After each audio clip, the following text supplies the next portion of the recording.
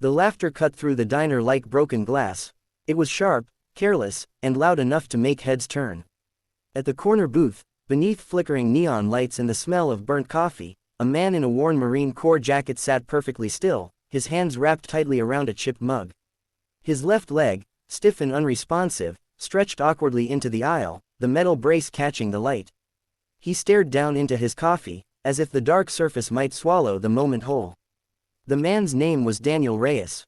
He had once led men through deserts where the air shimmered with heat and the nights echoed with distant explosions.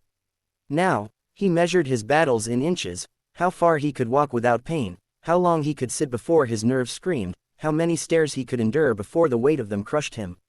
The disability that followed him home from war had taken his speed, his balance, and, some days, his pride. But it hadn't taken his discipline. He had learned to endure quietly. Across the aisle, 3 men in work boots and oil-stained jackets snickered openly. One leaned back in his chair and nudged another with his elbow, nodding toward Daniel's leg.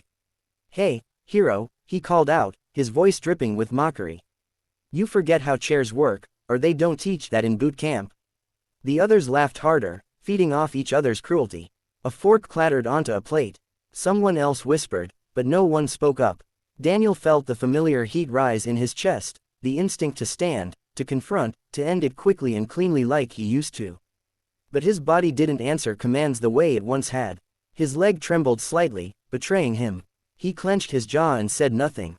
Silence, he had learned, often hurt less than trying and failing in front of strangers. Memories surged uninvited. The blast that threw him backward. The blinding white light. The ringing that never quite stopped.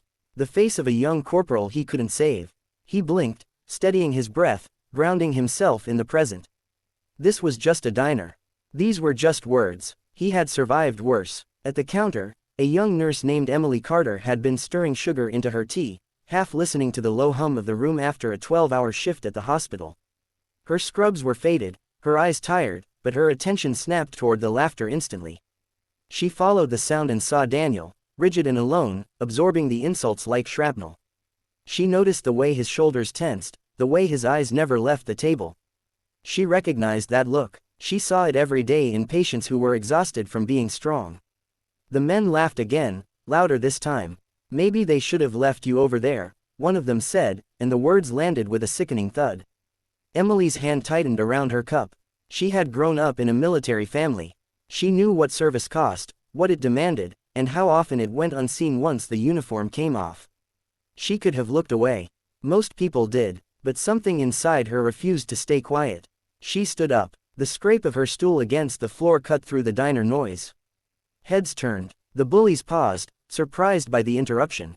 Emily walked calmly toward Daniel's booth, her heart pounding but her steps steady. She stopped beside him and placed a gentle hand on the table. "Excuse me," she said, her voice clear and unwavering, "is this seat taken?" Daniel looked up, startled. He met her eyes and saw no pity there, only respect. He shook his head slightly. She slid into the booth across from him, positioning herself so his leg had more space, shielding him from the aisle. The men scoffed. "What's your problem?" one of them asked. Emily turned to face them fully now. "My problem," she said evenly, "is that you're mocking a man who served this country and came back with wounds you can't see and ones you clearly don't understand." One of the men laughed nervously. "We're just joking." "No," Emily replied, her tone sharpening, "you're bullying. And I spend my days helping people learn how to walk again, how to live again, how to believe they're still worth something after their bodies betray them. So trust me when I say, you don't get to decide who's strong." The diner fell silent. Even the grill hissed softer, as if listening. Emily stood and did something no one expected. She reached into her bag and pulled out her hospital ID, placing it on the table. "This man," she continued, gesturing toward Daniel, "would never ask for attention. But since you're so interested in his leg, let me tell you what it represents. It represents months of surgeries, years of pain, and the kind of courage it takes to sit here calmly while people like you laugh." She turned back to Daniel, her voice softening. "May I help you stand, Marine?" Daniel swallowed hard. No one had called him that in a long time. He nodded. Emily carefully guided him, supporting his weight as he rose slowly. The movement was painful, and his leg shook, but she didn't rush him. She waited, patient and steady, just as she did with her patients. When he stood fully upright, taller than the men who mocked him, something shifted in the room. He wasn't small. He wasn't broken. He was unyielding. Emily looked back at the bullies one last time. "This is what real strength looks like," she said. "And it doesn't need your approval." They said nothing. Their eyes dropped. One of them muttered something that sounded like an apology, but it barely registered. As Emily helped Daniel back into his seat, the diner slowly came back to life. A woman near the window wiped her eyes. An older man stood and quietly paid for Daniel's meal at the register. Someone else nodded at him with respect. The silence that followed was different now, heavy, but healing. Daniel's hands trembled slightly as he exhaled. "You didn't have to do that," he said, his voice rough.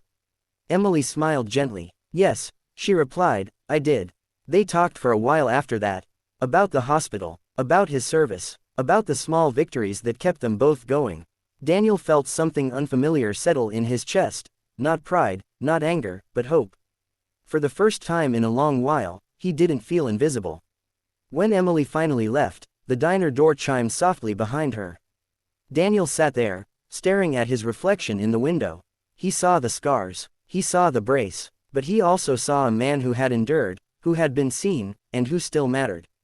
The world hadn't changed in 15 minutes. Cruelty still existed, pain still lingered, but so did courage, so did kindness. And sometimes, all it took to remind someone of their worth was one brave voice willing to stand up and say, "Enough." Daniel finished his coffee, steadier now, and for the first time in years, he smiled.